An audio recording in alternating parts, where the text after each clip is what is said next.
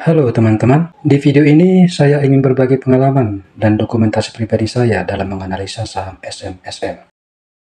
Beberapa minggu lalu, saya sempat membuat video tentang potensi pola teknikal cup and handle pada saham SMSM. Saat itu, bagian cup dari pola ini sudah terbentuk dengan baik, dan saya menunggu kemungkinan terbentuknya handle sebagai kelanjutan dari pola ini. Nah, hari ini saya mengajak kalian melihat bagaimana pergerakan saham SMSM sejauh ini dan seperti apa peluang ke depannya, khususnya dari sudut pandang teknikal dan juga dari sisi akumulasi broker.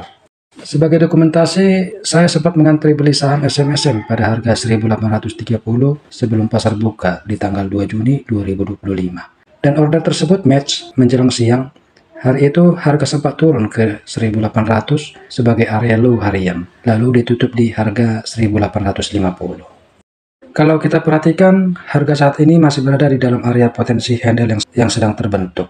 Saya sendiri melihat potensi besar apabila harga berhasil breakout dari area resisten psikologis di sekitar 1.960 yang saya anggap sebagai bibir cup. Dengan target berikutnya, secara teknikal bisa mencapai 2.200.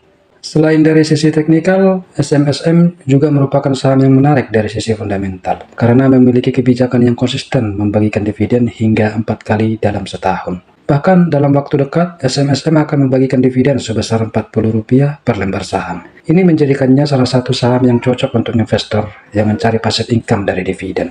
Di bagian akhir video ini, saya juga membagikan contoh cara membaca summary broker berdasarkan data tanggal 2 Juni. Untuk melihat bagaimana posisi akumulasi dan distribusi dari broker besar.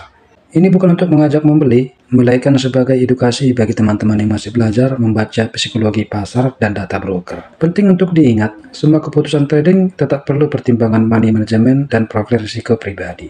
Saya hanya mendokumentasikan proses berpikir saya sebagai trader retail, bukan memberikan sinyal beli atau jual.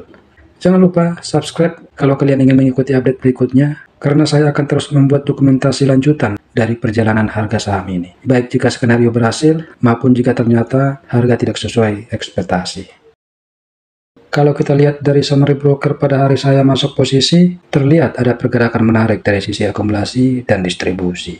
Beberapa broker besar terlihat cukup aktif mengakumulasi, masing-masing dengan nilai beli lebih dari 1,5 miliar. Dengan rata-rata harga beli di area 1.830-an, yaitu level yang juga titik masuk saya. Di sisi lain, broker lain justru mencatat melakukan penjualan besar dengan rata-rata di bawah harga open hari ini. Menariknya, ada juga broker yang menjual cukup besar di harga rata-rata lebih tinggi dari kisaran 1.880-an, yang menunjukkan ada profit taking ringan dari area resisten minor. Dari data ini, saya menyimpulkan bahwa saat itu pasar masih berada dalam fase konsolidasi handle, di mana terjadi tarik-menarik antara buyer dan seller di area 1.800 sampai 1.900. Selama sebelum menembus support kuat atau bibir cup di 1.960, fase ini masih dianggap sehat sebagai bagian dari pembentukan pola cup and handle. Jadi menurut saya, selama tekanan jual tidak terlalu dominan dan volume tetap mendukung, peluang untuk terjadi breakout masih tetap terbuka. Tapi tentu saja, ini tetap perlu dikonfirmasi oleh pergerakan harga di hari-hari berikutnya. Terima kasih sudah menonton, semoga video ini bermanfaat, terutama yang buat kamu sedang belajar analisa teknikal dan ingin lebih memahami cara membaca peluang dalam pasar secara realistis.